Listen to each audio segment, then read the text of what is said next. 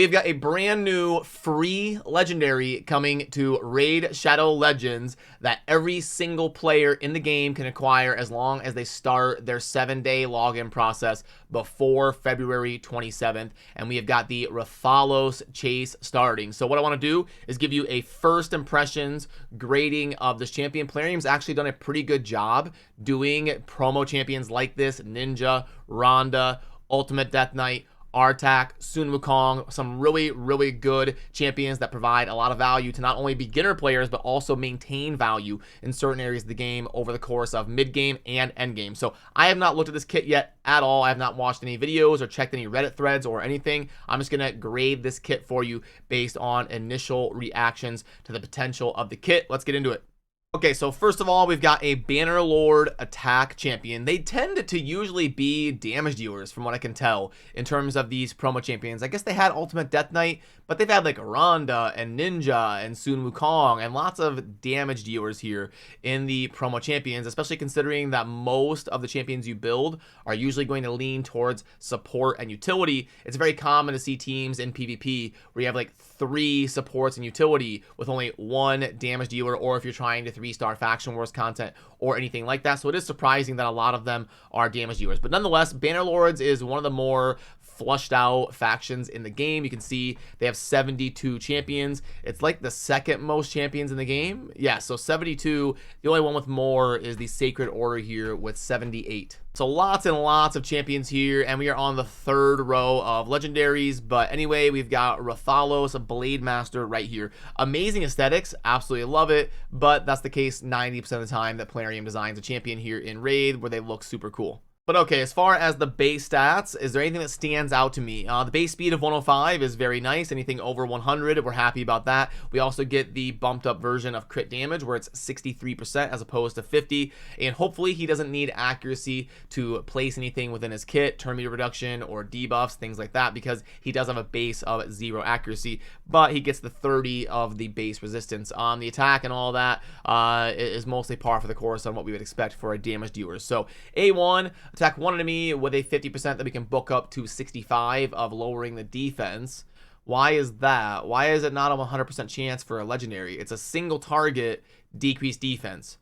It should start out at like 75% and book up to 100 if it's just a single target defense down. So that's a little bit surprising there. But if it targets a boss, it's not going to be able to be resisted. So I wonder if that's going to synergize with other abilities in his kit where it will say cannot be resisted, because that would help us be able to kind of cope with the 0 base accuracy that it has. So a little bit confusing there on the A1. Attack 1 enemy, and then every second use of this skill in a round will attack all. Oh, so it's going to like alternate. It's going to be a single target, and then the next time he does it, it's going to be an AoE. We'll ignore 25% of the target's defense. We're seeing that with a lot of these kind of new age raid damage dealers where they get that base value of ignoring defense just kind of inherently in their kit, where they don't need something like a savage or a lethal set to achieve that. And if it targets a boss, it will ignore 100% of the target's defense. So this thing is definitely going to hit really hard if it's got a decent multiplier.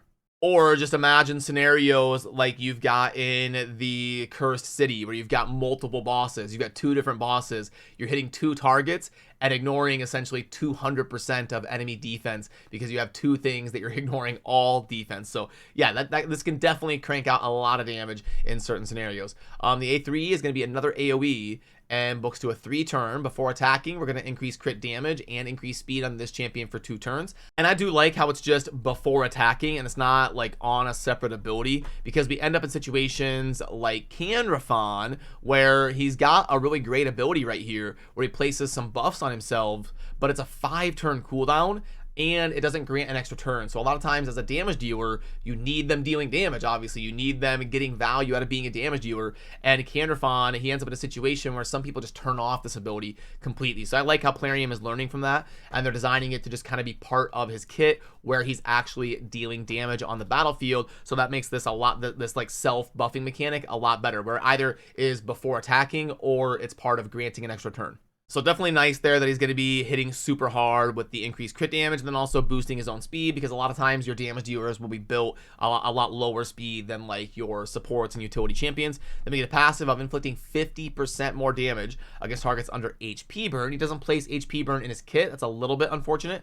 And then he also receives 25% less damage from enemies under HP burn. Every fifth skill used by this champion deals 200% more damage. So I guess if you're using this guy as a damage dealer in a many turns scenario like the Hydra or the Demon Lord, he could really scale up and cycle through these many times and really pop off with all of the ignoring defense and getting bonus damage from cycling through his different abilities. Then we also have an aura of increased ally attack in dungeons by 30%. It's a pretty niche aura, so I don't know. It is what it is. But all in all, I would say he's gonna be really good in terms of scaling, and they've kind of gone this route in designing other promo champions. They did the same thing with Ninja, where he kind of cycled through and boosted up his own attack and got to a point where he would scale better over the long haul of a very long duration fight. And then Rathalos is going to be kind of in that similar concept, which I guess you could say is a good thing or a bad thing, because people missed out on Ninja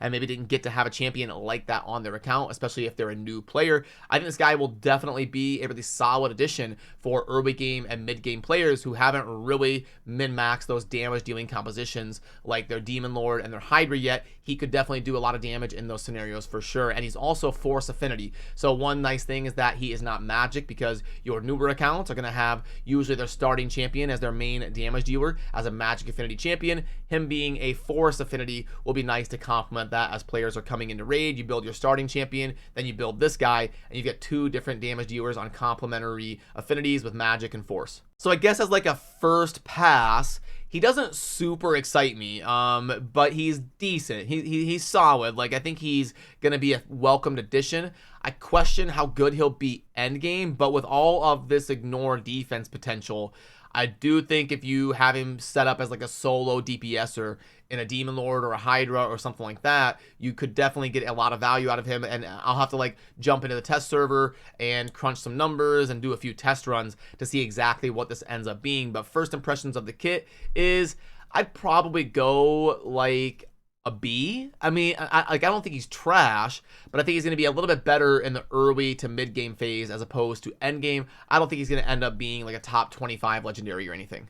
And it does kind of confuse me that the A1 right here is a little bit inconsistent on the placing of the defense down. If it's just a single target ability that doesn't have a ton of utility, like the only utility of this is going to be lowering defense. It's not even a multi-hitter or anything. So I don't know why this isn't bookable to a 100% just chance of placing that one debuff on one target. That does throw me for a little bit of a loop here on the A1. But other than that, yeah, he's a solid B or so legendary. That'll be a good addition for some accounts out there that don't have some of those top tier damage dealers yet. And I will also, over on the community tab of this channel, I will let you vote and share your opinion. Then we'll probably talk about that in a future video and all of that, so we can see how the community feels about the potential of this kit here on a first look of Rathalos. And by the way, you can always pull this up in game, even if it's not your daily login. You can pop on over here to the 3-bar menu on the far left, and then just simply click on Rathalos Chase, and then you can see your progress right there. But make sure I'm blocking it with my camera here. Let me put that down. But yeah, you can see your progress. We just hit day 1, and we just got to log in for 7 days before. It looks like they won't let you start it after February 27th. So you basically got to have this done by early March, I'm guessing, in order to get your copy of Rathalos. So just make sure you're kind of logging in and doing your normal stuff, and you will acquire him within the next week or so on your account. So yeah, I appreciate all of you. Let me know your thoughts down below in the comment section, and then also over on the community tab. And remember to subscribe on your way out if you enjoy Raid Shadow Legends content. I'll see you soon in the next video. Thanks for watching. Peace.